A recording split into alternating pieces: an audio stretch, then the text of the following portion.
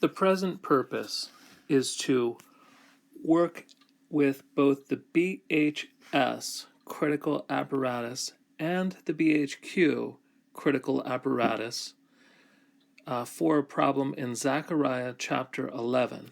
And the nature of this problem appears to be an accidental scribal variant. So we'll try to determine what to do. Now again, the BHS has in the margin the Masora Parva, and these are Masoretic notes reproduced that go with the Leningrad Codex as it is in the text. And then the Masora Magna is not reproduced in the BHS, but there's a list of places that a person can look theoretically in the separate printed volume. And then at the bottom of the page is the modern editor's interactions with scribal variations in the ancient world and also suggested emendations. Our focus will be to compare how the apparatus functions in the BHS versus how it functions in the BHQ. Zechariah chapter 11 verse 7, there are two places where the editor of the BHS has notations. We're just going to focus on the first one. You'll notice there's two letter A's, and so what the note at the bottom of the page concerns is the materials found between the two letter A's. And so then what the editor does is provides a very compact notation about the terms there, and it uses different symbols as well as Latin abbreviations, and even provides the alternate reading from the Septuagint in all of this. At first, it seems really daunting to the student to decode notations like this, but like anything else, after a short learning curve and regular practice, most of the notes are fairly easy to interpret. It is highly advantageous for the student to take these very compact notations and convert them into straightforward English. And so let's work through this piece by piece. The letter L is the Latin abbreviation for read. And so what the editor of the BHS is saying is, instead of what we find in the Leningrad Codex between these two letter A's, lachen aniye, instead of that, read likna aniye. That is, instead of this, therefore the afflicted of, read in Canaan, or, if it's not a proper name, to the merchants of. Then the editor says, compare the Septuagintal reading, namely, in Canaan, and compare chapter 11, verse 11, where there's a similar situation. So in short, this is a reasonably light emendation suggestion. Rather, the question is spacing and what the words are. So is it therefore the afflicted, or is it in Canaan, or to the merchants of? And it's just a little bit tricky, and so we're going to have to consider it further. But in short, the Masoretic text reads something like, and I shepherded the flock to be slaughtered, even the most afflicted of the flock. I'm only reading up to the et nocta here. And the BHS apparatus suggests to change this to, and I shepherded the flock to be slaughtered for Canaan, or to the sheep merchants. Again, depending on whether this term is taken as the Canaanites, as it is in the Septuagint, or whether we take it as the term for merchants. to look at the last part of this notation with verse 7 between the two letter A's, I want to compare that. It says to compare this to verse 11. And so looking at verse 11, we see virtually the same thing repeated over. So the BHS, that is the Leningrad Codex, has both verse 7 and verse 11. There's a space saying, thus the afflicted of, or, as the editor is suggesting, should these both be taken as to Canaan, like the Septuagint does. Here's the same passage, Zechariah chapter 11, but now this is in the BHQ. We'll notice a lot of things are the same as the BHS.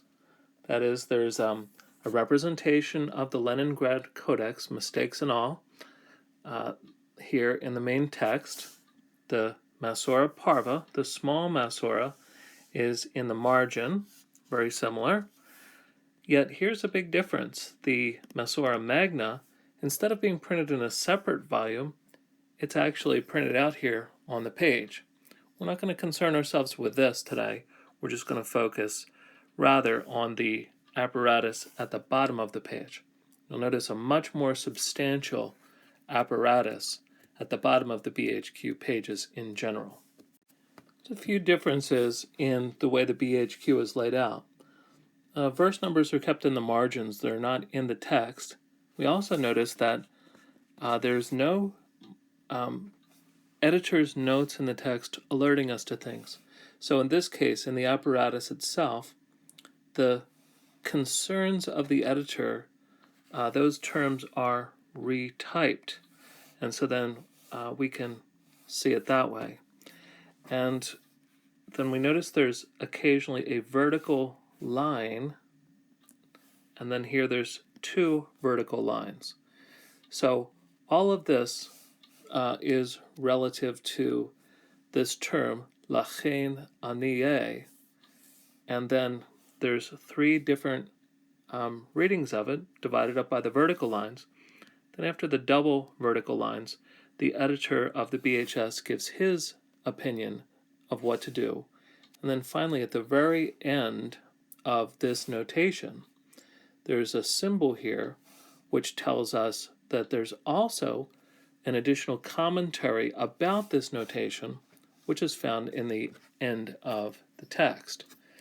So overall, we're in a similar situation in some respects, where we need to decode the apparatus using the glossary in the front of the volume. However, happily, there is this is in English abbreviations rather than Latin. The student will do well to try to decode the different text notes in the BHQ into straightforward English. In this case, there's sort of 4 notes, and we'll divide these up using semicolons, and so we'll focus upon each one very briefly. So the first note then is that Zechariah 11:7 in the NT reads, Lache eniye, therefore the afflicted of. And then the editor says, and verse 11 similarly reads, Cain niye, thus the afflicted of. Then he lists these various other witnesses to this reading. So it's not just the Proto-MT version, but also we see the same division of words in 4Q Pesher Isaiah C, that is 4Q 163, that's one of the Dead Sea Scrolls. It's one of the sectarian scrolls. Also, Aquila, Vulgate, and the Targum. So there's several witnesses that agree then with the verse division, or the word division rather, of the MT for both verse 7 and verse 11. Then the next note reads, for the reading in Canaan, or the Canaanites, in verse 7 and verse 11 in the Septuagint, which the editor of the BHQ, his judgment is that this is because the division of the text is different in the Septuagintal Vorlage. That is, this note here, this differ-div, there's a set of abbreviations or a typology in the front of the BHQ where the editor is telling very specifically the user his opinion in the case of these Septuagintal readings is because the text is divided differently, or to put it specifically, because these two words aren't separated in verse 7 and verse 11, but they're together in the text that the Hebrew text that the Septuagintal translator was working with. In the next note, we have two Sirach readings from verse 7 and verse 11 respectively, and so that is he offers us these two similar Peshitta readings. Then again, finally, after the double vertical lines, the editor gives us his preference, and so he prefers the terms joined together in both verse 7 and verse 11, and he says, see Septuagint. So he regards the Vorlage, the parent text of the Septuagint in Hebrew, as a more original reading than the term separated into two terms in the Proto-Masoretic tradition. Thus, his preference is to see both verse 7 and verse 11, and he says compare with the Septuagint. Then again, this notation here says take a look at the commentary for further explanation. Now when we take a look at the BHQ commentary on Zechariah 11:7, we notice that even here there's still this commitment to brevity with a good number of abbreviations that either need to be looked up until one becomes familiar with them. And so, again, just offering an interpretation of the note relative to these two terms in verse 7 and verse 11. And the BHQ commentary, the editor says, see Bartholomew for strong arguments in favor of the Septuagintal reading. So he points us to a text that he's worked with, and the G here stands for the Septuagintal reading. Then he notes that the Peshitta agrees with the Masoretic text in verse 11, but verse 7 is very difficult. So again, the S stands for the Peshitta, M stands for the Masoretic text, and they agree in verse 11, but verse 7 is difficult. Finally, the editor lists some alternate evidence from the Dead Sea Scrolls, from the sectarian text, and he says to take a look at this alternate reading. So if we look up 4Q 163, it agrees with the MT, namely, thus the most helpless of the flock. So again, he's first explaining his judgment, but then he does show that the Masoretic reading is very old and was competing with the reading in the Septuagintal Vorlage, and so that's why the Dead Sea Scrolls sectarian text actually follows the Proto-Masoretic reading. Now, the next steps after decoding the BHS and or BHQ apparatus is to evaluate the external evidence.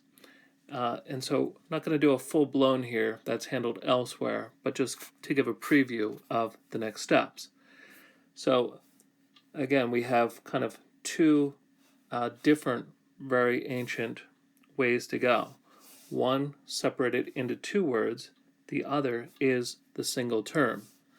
Namely, the Masoretic tradition, represented also in the Dead Sea Scrolls, is that the term is in this phrase in the first half of the verse up to the anakta, and I shepherded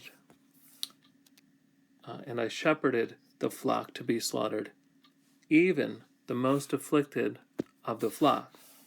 However, the Septuagint has, and I shepherded the flock to be slaughtered for the Canaanites. Now again, if we're thinking in terms of the forlaga of the Septuagint, that is the text, the Hebrew text from which the Septuagintal translators translated, we still have to yet decide if this term is to be understood as the Canaanites, or if this is not a proper name, but rather is a term for merchants. So since the editor of the BHQ preferred the Septuagint, student may want to evaluate the Septuagintal reading for oneself. And so this is available in the less critical edition online in Ralph's. But the Göttingen edition is very expensive, and one would need to go to a library for that. There's English translations of the Septuagint. There's both a new Netz translation put out by Oxford, but also the older Breton edition, and both of these are available online. So the student is able to take a look at some of the contextual issues related to this. After assembling and evaluating the external evidence, the next step is to evaluate internal evidence. And here I'm just previewing this in a summary way. A more detailed approach is handled elsewhere. So again, this is the circumstance that we found from assembling the external evidence. Now internally, we want to look at some contextual issues to see if there's anything that helps us go with either the Masoretic reading or the Septuagintal reading. And one of the things to take note is in verse 5, a couple of verses before. And verse 5 talks about the ones who acquire them, they kill them, and they are not punished. And the ones who sell them, they say, blessed be the Lord, for I have become rich. So the one interesting thing here to consider is if this buying and selling in the context might support, for example, the idea of the Septuagintal reading, but not as a proper name, rather as a term for merchants. And then one other point to take note of, in a more distant context, near the end of the book, where the nations are streaming to restore Jerusalem to take part in the tabernacle's worship, yet there's an exception that there will not be the Canaanite or merchant again in the house of the Lord of hosts on that day. So again, both of these two other passages give us pause to consider what might be going on in chapter 11, verses 7 and 11. It's helpful for evaluating these things to compare some of the commentaries which deal with text-critical issues. And a very convenient one available online, offering many student-oriented notations, is the Net translation and their text-critical notes throughout the text. And so this is what appears in the Net Bible under Zechariah 7:11. So in the first part of their note, they are just listing out the evidence, what we've already discovered, that the Masoretic reading, therefore the most afflicted of, versus the Septuagintal forlaga, being something like to the merchants of. Yet notice in this case, they go in a different direction than both the BHS and BHQ editors, who both suggested going with amending it to the Septuagintal. Rather, because there's no other attestation or justification, they don't view the Septuagintal witness as